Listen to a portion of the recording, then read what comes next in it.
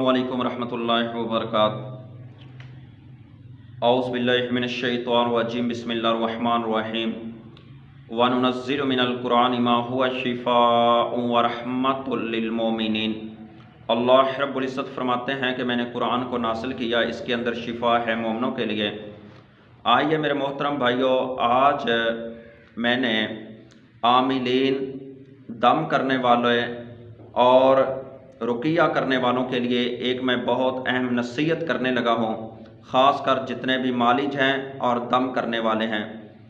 मेरी आज बात मेरे भाइयों बहुत अहम है आप लोगों के लिए, क्योंकि बहुत सारे भाइयों की ये शिकायत आती भी है और उनका इल्म भी होता है और वो बतलाते भी हैं कि हमने फ़लाँ मरीज़ पर रुकिया किया, फ़लाँ मरीज़ का इलाज किया तो उसके बाद फ़ौरी ही मेरे जिस्म के अंदर जिस तरह कीड़ियाँ चल रही हैं, या मेरे जिस्म भारी हो गया है, मेरे सर की दर्द उस दिन से उतर नहीं रही, जिस तरह मेरे सर के अंदर किसी ने मेख लगा दी है, या मेरे घर के बच्चे हैं वो बीमार हो गए हैं, फ़लाँ मसला बन गया, फ़लाँ बन गया। मोहतरम भाई, ये हमारी राखियों के अंदर एक बहुत बड़ी गलती होती है। आज वो गलती, इससे अगर आप अमल करेंगे तो इंशाल्लाह कभी आपको किसी मुसीबत और किसी परेशानी का सामना नहीं करना पड़ेगा। या फिर कुछ मालिजीन कहते हैं कि जो मरीज़ है उनका इलाज नहीं हो रहा, सालों साल बीत चुके हैं और उनके कोई फ़र्क ही नहीं पड़ रहा। तो मोहतरम भाई, असल में इसके पीछे एक चीज़ है जिसकी वजह से मरीज़ को बाज़ औक़ात फ़र्क नहीं पड़ता और मरीज़ की तबीयत ठीक नहीं हो रही होती और उस पर जिन्नाती असर उसी तरह ही हैं। आइए मोहतरम भाई, राखियों के अंदर जो गलती है वो क्या है? वो ये है कि जब भी किसी राकी, किसी दम करने वाले के पास, आमिल के पास, कारी के पास, खतीब के पास, मौलवी साहब के पास कोई मरीज़ आता है जिस पर जिन्नात होते हैं, वो राकी क्या करता है? उसने डायरेक्ट आयातुल हरक, जलाने वाली आयात उस मरीज़ पर पढ़नी शुरू कर दी। क्या है? डायरेक्ट उसने दम ही वो शुरू किया है, रुकिया ही उसने वो शुरू किया है जिससे जिन्नात जलते हैं, जिसकी तकलीफ की वजह से जिन्नात मर जाते हैं, कत्ल हो जाते हैं, उसने वो इलाज करना शुरू कर दिया। अब इसका रिजल्ट क्या हुआ? रिजल्ट ये हुआ कि मरीज पहले से भी ज्यादा बीमार है, मरीज की तबीयत में कुछ फर्क नहीं आ रहा, जिन जा नहीं रहा, या फिर मालिज को खुद को मसला बन गया, मालिज के बच्चों को मसला बन गया, उसकी बीवी को, उसके घर वालों को, उसकी फैमिली पर। असल में बात यह होती है मोहतरम भाई कि जिन्नात को अगर डायरेक्ट आप कत्ल करोगे जो उस मरीज के अंदर दाखिल हैं, तो इनकी भी पीछे फैमिली है, इनके भी रिश्तेदार हैं। इंसानों की मिसाल ले लो ना, अगर आप किसी इंसान को कत्ल करोगे, तकलीफ पहुंचाओगे, तो उसके घर वाले आपसे बदला लेंगे। अगर जिन्नात को आप इस तरह कत्ल करोगे तो उसके घर वाले आएंगे। पहले एक जिन था मरीज के अंदर, अब 10 आएंगे। इनके पीछे भी कबीले हैं। इस तरह कभी यह गलती नहीं करनी। करना क्या है? इलाज करना कैसे है? इसका तरीकेकार होना क्या चाहिए?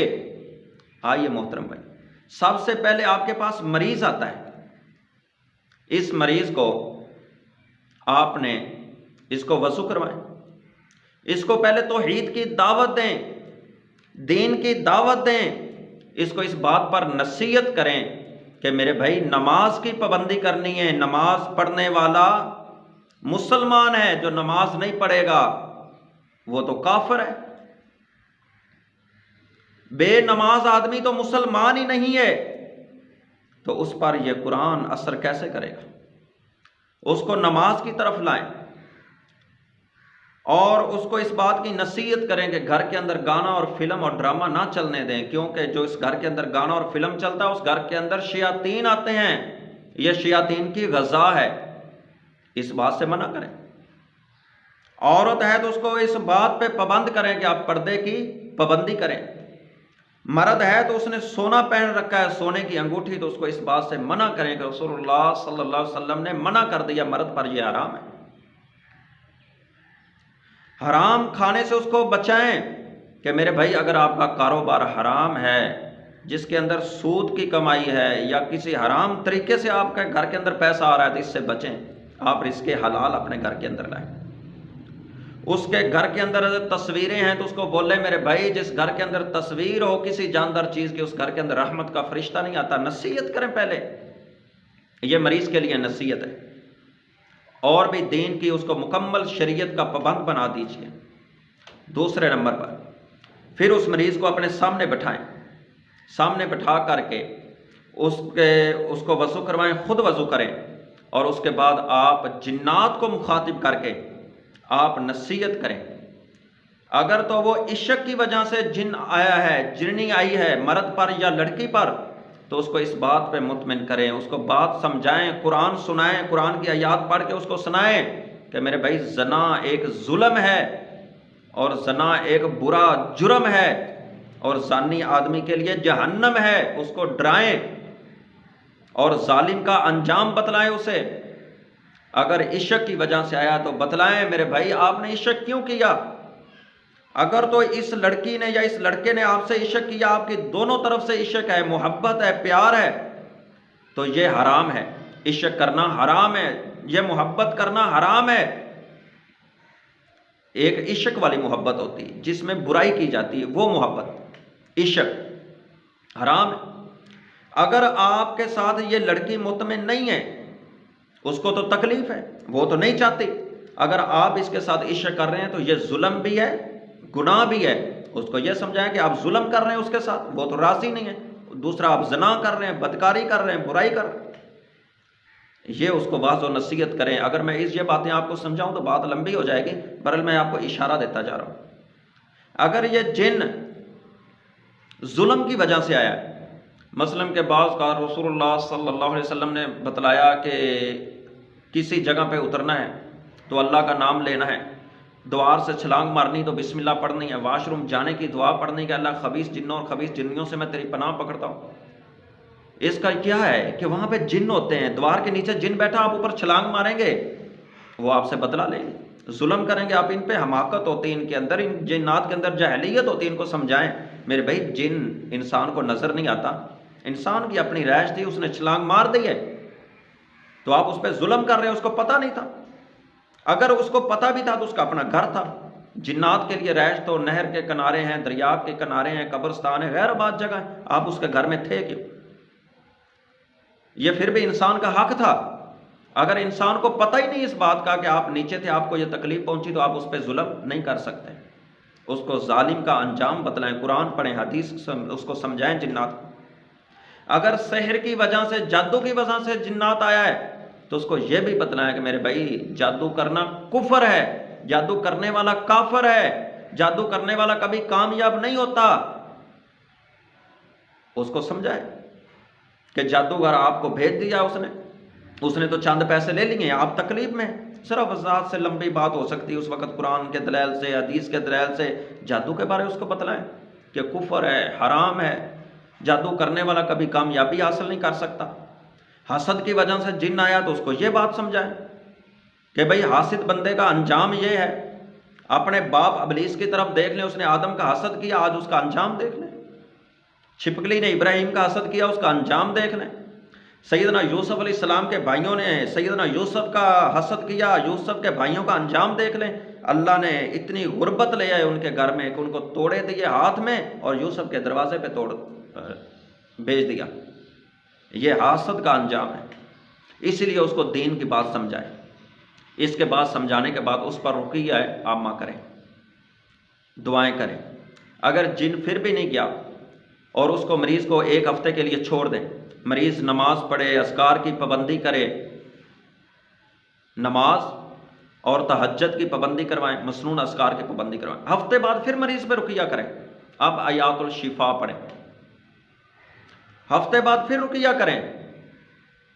इसी तरह आयातुल हसद पढ़ें, इसी तरह आयातुल सिहर पढ़ें। इसी तरह ये जितने रुकिया हैं इसको एक तरतीब से पढ़ें। आयातुल सिहर पढ़ें, आयातुल अजाब पढ़ें, आयातुल जहन्नम पढ़ें, जिनके अंदर जहन्नम का जिक्र है, साथ तर्जमा करके उनको डराएं कि अल्लाह ये जालिमों का अंजाम बता रहे हैं। तर्जमे के साथ पढ़ें और रुक रुक के आस्ता आस्ता पढ़ें ताकि उसको समझ आए। उसको साथ साथ आयत का तर्जमा करके समझाते जाए। आयातुल हसद पढ़ें और उसको समझाते जाएं।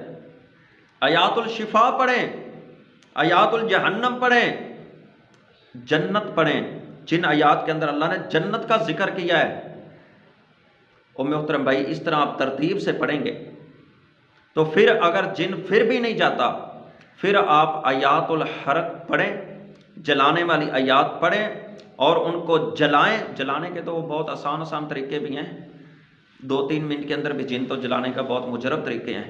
अगर आपको वो बतला जाएं तो वो भी कमाल के हैं। फिर जिन को जलाएं, फिर जलाएंगे तो जिन आपको कभी कोई तकलीफ पहुंचाएगा नहीं।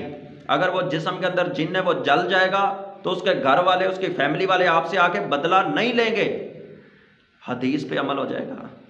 और रसूलुल्लाह सल्लल्लाहु अलैहि वसल्लम ने फरमाया, आपको घर के अंदर सांप नजर आए ना, सांप, उसको 3 दिन की मोहलत दो और साथ उसको ये बोलो, भाई अगर तो आप सांप हो तो ठीक है, अगर कोई और हो, आप एक ऐसी शक्ल लेके हमारे घर के अंदर आए हो जिससे हम खौफ खाते हैं, आप हमारे घर को छोड़ जाओ। अगर आप दोबारा नजर आए तो मैं आपको कत्ल करूंगा। अगर मेरे मोहतरम भाई उसको 3 दिन बाद वो सांप नजर आए, उसको कत्ल कर दो। अगर वो जिन हुआ तो उसकी फैमिली वाले आपसे बदला नहीं ले लेंगे। इसी तरह वॉशरूम की जाने की दुआ पढ़ लो, अगर वो वहाँ पे जिन है, उनके बच्चे हैं, उनको टांग टूट गया, उनका बाजू टूट गया, वो मर गए, वो आपसे बदला नहीं ले सकते।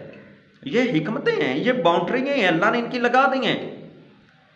अगर बाउंड्री के अंदर रह करके आप इलाज करोगे तो आपको कोई नुकसान नहीं होगा, फायदा होगा मरीज के लिए भी और आपके लिए भी फायदा होगा। अगर बाउंड्री को क्रॉस करोगे, रसूलुल्लाह के तरीके को छोड़ोगे तो खुद भी नुकसान उठाओगे और मरीज भी नुकसान उठाएगा। कभी मरीज को फायदा नहीं होता। मरीज को पहले समझाइए कि भाई चंद माह के लिए रुक जाए, इलाज इसका सुकून से करवा लें। जिस तरह आप इलाज चाहते हो उस तरह इलाज करवाने से मरीज हमेशा के लिए छुटकारा नहीं हासिल कर सकता। मरीज हमेशा के लिए जिन्नात की मुसीबत और परेशानियों में फंसा रहता है। उनको अच्छे तरीके से समझाएं मेरे भाई। कितने मरीज हैं जो कभी इधर कभी उधर, कभी एक हफ्ता इधर से इलाज करवा लिया, दूसरा हफ्ता वो आज मुझे बतलाएं आज भी उनके घर के अंदर शिफा है या उनको छुटकारा जिनसे मिल गया। ये नहीं हो सकता, कुछ सब्र करना पड़ता। अगर जिन लग जाए, जादू आ जाए, सब्र करें, कुरान को ना छोड़ें, हदीस को ना छोड़ें। अगर मोहतरम भाई डायरेक्ट जिन्नात के ऊपर आयातुल हरक नहीं पढ़ने, जलाने वाली आयात नहीं पढ़नी, सब्र करना है। जिस तरह मैंने तरतीब से बतलाया इस तरीके से अगर इलाज करेंगे इंशाल्लाह आप, मालिश के लिए ये बहुत बड़ी नसीहत है कि आप अपने बच्चों का दिफा किया करें, अपनी फैमिली का दिफा किया करें। ये आपके लिए बहुत फ़ायदेमंद है। ये नहीं है कि मरीज़ का इलाज करते फिरें और घर के अंदर मसले खड़े हो जाएं, फैमिली को, बच्चों को खुद नुकसान उठाएं। कितने मालिज हैं जो खुद बीमार हुए हैं, खुद परेशान हुए हैं, मैं आपको बतला नहीं सकता। इतने मालिज हैं जिन्होंने मुझे भी कॉल की, बतलाया है। तो मोहतरम भाई इस तरीके से इलाज करें, ये मालिज के लिए बहुत बड़ी नसीहत है। इंशाअल्लाह अल्लाह ताला अपनी रहमत फरमाएगा। सुबहान रब्बिक रब्बिल इज्जति अम्मा यसिफून वस्सलामुन अलल मुरसलीन वल्हम्दुलिल्लाहि रब्बिल आलमीन।